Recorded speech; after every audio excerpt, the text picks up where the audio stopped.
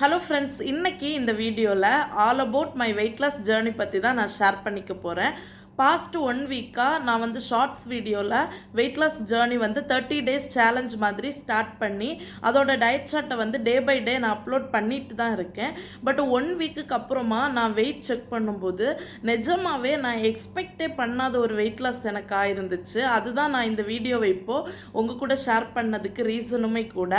And இந்த வீடியோவில் நான் ஸ்டார்ட் பண்ணும்போது எவ்வளோ வெயிட் இருந்தேன் அப்படின்னும் அண்ட் 1 வீக்குக்கு அப்புறமா என்னோடய வெயிட் லாஸ் எவ்வளோ ஆயிருக்கு அப்படின்னும் நான் ஷேர் பண்ணுறேன். அண்ட் கூடவே என்னோட இந்த சேனல் நீங்கள் ஃபர்ஸ்ட் டைம் பார்க்குறீங்க அப்படின்னா ஷார்ட்ஸ் வீடியோ பார்த்துருக்கிறதுக்கு சான்ஸ் கம்மி தான். ஸோ தட் நான் இந்த வீடியோலையே அந்த 1 வீக்கும் நான் என்னென்ன டயட் சார்ட் வந்து ஃபாலோ பண்ணேன் அப்படின்னு ரொம்ப சிம்பிளாக ஷேர் பண்ணிக்கிறேன். அண்ட் இதில் நான் ஏதாச்சும் எனக்கு காம்ப்ளிகேட்டடாக எனக்கு இருந்துச்சா நான் ஸ்டார்ட் பண்ண டைம் இனிஷியல் ஸ்டேஜில், ஏன்னா ரொம்ப நாள் ஆச்சு நான் டயட் எல்லாம் ஃபாலோ பண்ணி ரொம்ப வருஷத்துக்கு அப்புறம் ஒரு 2 இயர்ஸ்க்கு அப்புறமா மறுபடியும் இப்போ தான் ஸ்டார்ட் பண்ணியிருக்கேன். ஸோ கண்டிப்பாக இனிஷியல் ட்ரபிள் இருக்கும். அப்படி ஏதாச்சும் இருந்துச்சா அப்படிங்கிறதும் அண்ட் வேறு என்னென்ன எனக்கு இதில் வெயிட் லாஸில் ஏதாச்சும் டிஃப்ரென்ஸ் தெரிஞ்சிச்சா இதெல்லாமே நான் இதில் உங்கள் கூட ஷேர் பண்ணுறேன். உங்களுக்கு ஒரு கிளாரிஃபிகேஷன் கிடைக்கும். இப்போ பேசிகிட்டே இருக்காமல் டக்கு நம்ம வீடியோக்குள்ளாடி போகலாம். ஃபஸ்ட்டு வந்து என்னோடய வெயிட் ஃபஸ்ட் எவ்வளோ இருந்துச்சு அண்ட் 1 வீக் அப்புறம் எவ்வளோ வந்து நான் லெஸ் பண்ணியிருக்கேன் அப்படின்னு பார்த்துட்டு அண்ட் டேரெக்டாக நம்ம வீடியோக்குள்ளாடி போகலாம். வாங்க வீடியோக்குள்ளாடி போகலாம். நான் எப்போவுமே வெயிட் லாஸ் ஜேர்னி ஆரம்பிக்கிறதுக்கு முன்னாடி வெயிட் செக் பண்ணிட்டு தான் ஆரம்பிக்கிறது. ஸோ நான் ரொம்ப நாள் ஆச்சு நான் வெயிட் செக் பண்ணி. ரொம்ப நாளுக்கு அப்புறமா நான் வெயிட் செக் பண்ணும்போது வெயிட் பார்த்திங்கன்னா 102 kgsம் 40 கிராமும். நானே ஷாக் ஆகிட்டேன். பட் கண்டிப்பாக நம்ம நினச்ச டார்கெட்டை முடிக்கணும் அப்படின்னு ஒரு ஹோப்போடு ஸ்டார்ட் பண்ணியிருக்கேன். ஹோப் விடாமல் கன்சிஸ்டன்சியாக ஃபாலோ பண்ணதுனால 98.20 kgsக்கு நான் வந்துட்டேன் வெயிட்டு. ஸோ 3 kgs பக்கத்தில் ரெடியூஸ் பண்ணிட்டேன். இதுக்கு நான் வந்து 1 வீக் என்னென்ன டயட் ஃபாலோ பண்ணேன்னு சிம்பிளாக காமிக்கிறேன். எப்போவுமே வெயிட் லாஸ் ஜேர்னி ஸ்டார்ட் பண்ணுறதுக்கு முன்னாடி எனக்கு ஒரு பழக்கம் இருக்குது. ஒரு நோட்லேயோ இல்லை ஒரு டைரியிலையோ நான் அங்கே என்ன ஃபுட் வந்து சாப்பிட போகிறேன் என்னோடய வெயிட் லாஸ் ஜேர்னியில் அப்படின்னு எழுதிப்பேன். ஆனால் அதை தான் ஃபாலோ பண்ணுறேன்னான்னு கேட்டால் சம்டைம் ஃபாலோ பண்ணுவேன், சம்டைம் ஃபாலோ பண்ண மாட்டேன். ஆனால் இப்படி எழுதி வைக்கிறதுல எனக்கு ஒரு திருப்தி. அதனால் இந்த மாதிரி எழுதி வச்சுப்பேன். இந்த மாதிரி எழுதி வைக்கிறதுனால நானே என்னை மோட்டிவேட் பண்ணுறதுக்கும் அது எனக்கு கொஞ்சம் ஈஸியாக இருக்கும். நம்ம இன்னையிலேருந்து வெயிட் லாஸ் ஸ்டார்ட் பண்ணியிருக்கோம் அப்படிங்கிற திங்கிங் அது எனக்கு கொடுத்துட்டே இருக்கும். அதனால் இப்படி எழுதி வச்சுப்பேன். இப்போ நம்ம ஸ்ட்ரைட்டாக நான் வந்து மார்னிங் பிரேக்ஃபாஸ்ட்டுக்கு, லஞ்சுக்கு அண்ட் டின்னருக்கு என்னோடய ஃபுட் எப்படி இருந்துச்சு அப்படிங்கிறத ஷேர் பண்ணுறேன். அண்ட் ஃபைனலாக இந்த வீடியோ மூலமாக இந்த வீடியோ எண்ட் ஆகும்போது உங்களுக்கு இதில் இருந்து ஐடியாஸ் கொஞ்சம் கிடைக்கலாம். நான் வந்து ஷார்ட்ஸ் வீடியோவில் நான் என்னென்ன ஃபுட் எடுத்துக்கிறேன் அப்படின்னு டே பை டே அப்லோட் பண்ணதுனால இதில் வந்து ஓரலி மட்டும் உங்கள் கூட ஷேர் பண்ணிக்கிறேன். எந்த வீடியோ பிக்சரோ எதுவுமே நான் கொடுத்துக்கல. வாய்ஸ் ஓவர் மட்டும் கொடுக்குறேன். அதுக்கு பின்னால் இப்படியே தான் ப்ளே ஆகிட்டுருக்கோம். இப்போது நான் டெய்லி எந்திரிச்சதுமே எம்டி ஸ்டொமக்கில் சப்ஜா சீடை வந்து தண்ணியில் சோக் பண்ணி வச்சு அதை தான் மார்னிங் வந்து குடிச்சிட்டு இருந்தேன். ஆக்சுவலாக நான் இருக்கிறது துபாயில். என்னோடய வீடியோஸ் பார்த்துருந்தீங்கன்னா தெரிஞ்சிருக்கும். இங்கே இப்போ நல்ல ஹீட்டு. ஸோ இந்த ஹீட்டை வந்து பாடியில் ரெடியூஸ் பண்ணுறதுக்காக தான் நான் சப்ஜா சீட் எடுத்துக்கிறேன். ஆனால் அது சைமல்டேனியஸாக வெயிட் லாஸ்க்கும் யூஸ்ஃபுல்லாக இருக்குது அப்படின்னு நான் நிறைய சர்ச் பண்ணி பார்த்ததில் தெரிஞ்சுக்கிட்டேன். ஆனால் அதை பற்றி நான் ரொம்ப டீப்பாக எதுவுமே ஸ்டடி பண்ணிக்கல. நான் எடுத்துக்கிறதுக்கு ஒன் அண்ட் ஒன்லி ரீசன் என்னோடய பாடியில் இருக்கிற ஹீட்டை வந்து ரெடியூஸ் பண்ணுறதுக்காக தான். இந்த 1 வீக்குமே நான் மார்னிங் பிரேக்ஃபாஸ்ட்டாக ஒவ்வொரு நாளும் ஒவ்வொரு மாதிரி எடுத்துக்கிட்டேன். எனக்கு அன்னைக்கு என்ன ரூமில் அவைலபிளாக இருக்கோ அதுக்கேற்ற மாதிரி நான் என்னோடய பிரேக்ஃபாஸ்ட்டை எடுத்துக்கிட்டேன். 1 டே ஃப்ரூட்ஸும் கூட 2 பாயில் பண்ண எக்கும் எடுத்துக்கிட்டேன். ஃப்ரூட்ஸ் வந்து இந்த ஃப்ரூட்ஸ் தான் சாப்பிடணும்னு ஸ்பெசிஃபிக்காக எதுவுமே இல்லை. எந்த ஃப்ரூட்ஸ் வேணாலும் நான் எடுத்துப்பேன். ஸோ எந்த ஃப்ரூட்ஸ் எனக்கு கிடைக்குதோ அந்த ஃப்ரூட்ஸ் கூட கண்டிப்பாக 2 பாயில் பண்ண எக் வச்சு எடுத்துக்கிட்டேன் 1 டே பிரேக்ஃபாஸ்ட்டுக்கு.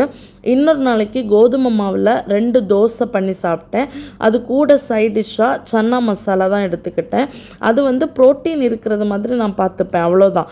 மற்றபடி வேறு இதுதான் எடுத்துக்கணும் அப்படியெல்லாம் இல்லை. அந்த சைட் டிஷ்ஷில் வந்து எனக்கு ப்ரோட்டீன் கொஞ்சம் இருக்கிறது மாதிரி நான் வந்து செலக்ட் பண்ணி நான் அதை சாப்பிட்டேன். அதுக்கப்புறம் இன்னொரு நாளைக்கு வந்து கோதுமை மாவில் புட்டு பண்ணி சாப்பிட்டேன். இதுக்கு பழம், சுகர் இப்படி எதுவுமே நான் எக்ஸ்ட்ரா வச்சுக்கல. நம்ம நார்மலாக வீட்டில் எப்படி புட்டு பண்ணுவோமோ அப்படி புட்டு பண்ணிவிட்டு நான் எப்பவும் புட்டு சாப்பிட்ற குவான்டிட்டியிலேருந்து ரொம்ப குவான்டிட்டி லெஸ் பண்ணி கொஞ்சம் கோதுமை புட்டு வந்து எடுத்துக்கிட்டேன்.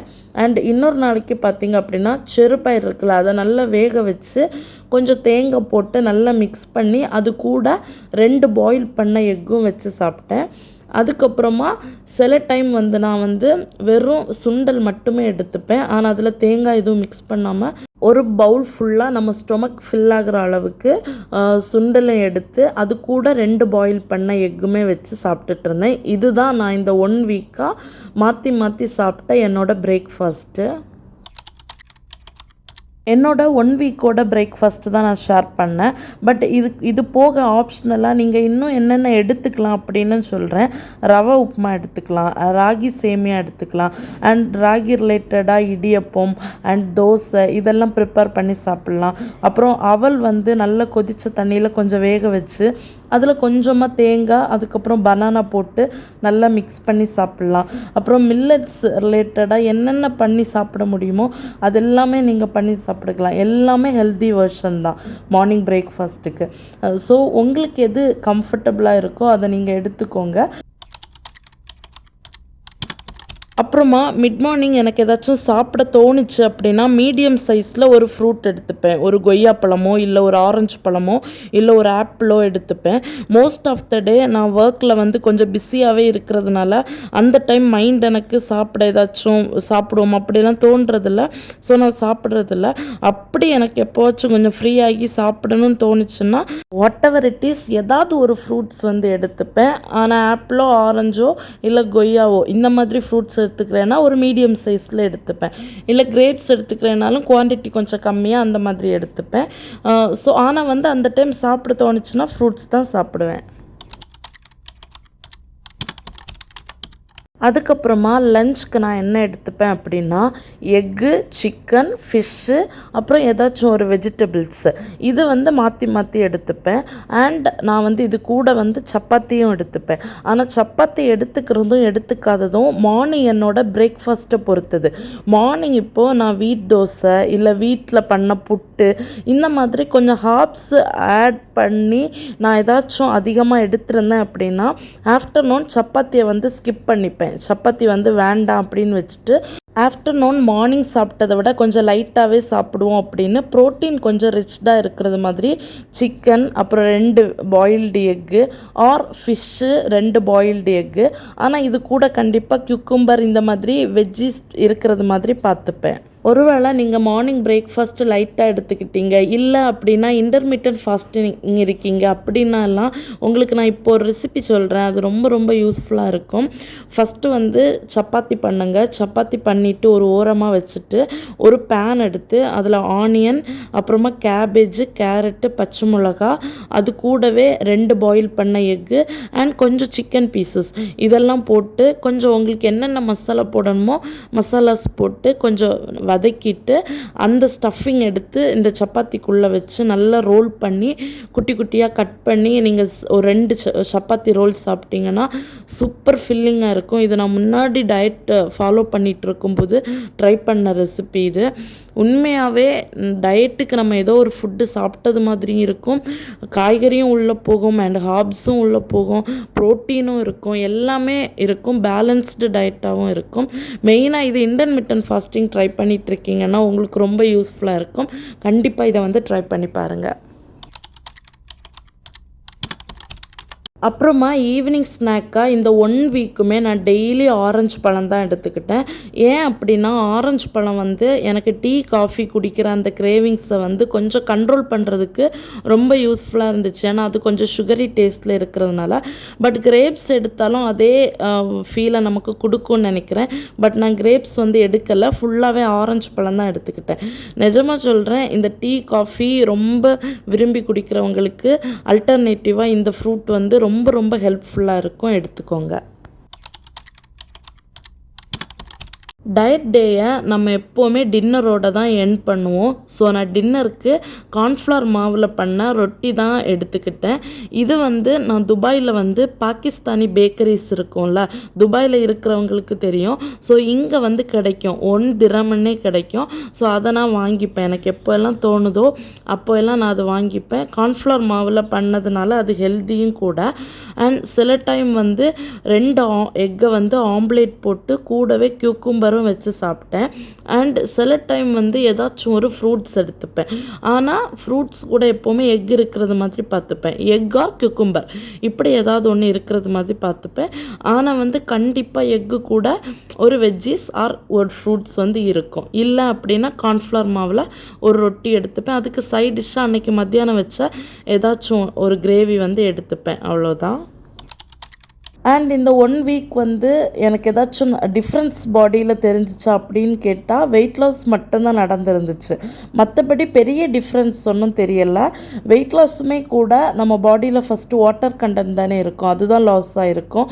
அதனால தான் வெயிட் லாஸ் அவ்வளோ நல்ல ஒரு டிராஸ்டிக்காக காமிச்சுது. மற்றபடி எனக்கு வந்து வேறு பெரிய டிஃப்ரென்ஸ் எல்லாம் தெரியலை. அதுக்கப்புறமா இந்த 1 வீக் டயட்டில் நான் ஏதாச்சும் காம்ப்ளிகேட்டடாக ஃபீல் பண்ணேன்னா அப்படின்னு கேட்டால், ஃபஸ்ட் ஆஃப் ஆல் என்னோடய லைஃப் பொறுத்த வரைக்கும் நான் எல்லாம் ஒரு 1 வீக் டயட்டை ஃபாலோ பண்ணி இவ்வளோ கன்சிஸ்டன்சியாக இருக்கிறதே ஒரு பெரிய விஷயமாக தான் நான் பார்க்குறேன். இதில் வந்து காம்ப்ளிகேட்டடாக நான் ஃபீல் பண்ணேன்னா, எனக்கு ஃபஸ்ட்டு 3 டேஸ் வந்து ஹெட் பெயின் இருந்துச்சு. அதுக்கப்புறம் ஒரு 1 ஆர் 2 டேஸ் வந்து லைட்டாக டயர்ட் இருந்துச்சு. ஆனால் டயர்டு வந்து நீங்கள் தண்ணி நிறைய குடித்தாலே அந்த டயர்டு வந்து ஒரு 3-4 டேஸ் ஆகும்போது மாறிடும். பட் ஹெட் பெயின் வந்து எனக்கு எதனால் வந்துச்சுன்னு தெரில. ஆனால் ஃபஸ்ட்டு 3 டேஸ் எனக்கு நல்ல ஹெட் பெயின் இருந்துச்சு. அதுக்கப்புறம் இப்போ வந்து நார்மல் ஆகிட்டு எனக்கு. அண்ட் ஐ ஹோப் நான் இந்த டயட் சார்ட்டை வந்து கண்டிப்பாக கிவ் அப் பண்ண மாட்டேன். இன்னும் நல்ல கன்சிஸ்டன்சியாக இருந்து ஒரு லாங் டேர்முக்கு இதை ஃபாலோ பண்ணி நான் நினைக்கிற வெயிட் லாஸை வந்து கண்டிப்பாக நான் அச்சீவ் பண்ணுவேன். நான் அச்சீவ் பண்ணுறது வரைக்குமே நான் அதை உங்களுக்கு அப்டேட் பண்ணிகிட்டே இருப்பேன். இந்த ஜேர்னியோட இனிஷியல் ஸ்டேஜில் இருந்தே நான் டே பை டே ஒவ்வொன்றையும் வீடியோ எடுத்து உங்கள் கூடயும் அதை ஷேர் பண்ணுறதுல எனக்குமே ரொம்ப ஹாப்பி. ஒரு 2-3 பேர் நம்மளோட இந்த வெயிட் லாஸ் ஜேர்னியில் நானும் ஜாயின் பண்ணிக்கிறேன் அப்படின்னு வந்து எனக்கு கமெண்ட் பண்ணியிருந்தீங்க. ஸோ கமெண்ட் பண்ண எல்லாருக்குமே ரொம்ப தேங்க்யூ. அண்ட் நம்ம சேனலையுமே சப்ஸ்கிரைப் பண்ணிகிட்ருக்கிற எல்லாருக்கும் ரொம்ப ரொம்ப தேங்க்யூ. இந்த வீடியோ பிடிச்சிருந்தாலும் இந்த வீடியோவை லைக் பண்ணுங்கள். அண்ட் நம்ம சேனல் பேஜ் போய் பாருங்கள். பிடிச்சிருந்தா சப்ஸ்கிரைப் பண்ணிக்கோங்க. நெக்ஸ்ட் வீக் நான் இன்னொரு லாங் வீடியோவோட உங்கள் எல்லாருமே மீட் பண்ணுறேன். டில் தென் டேக் கேர், பை.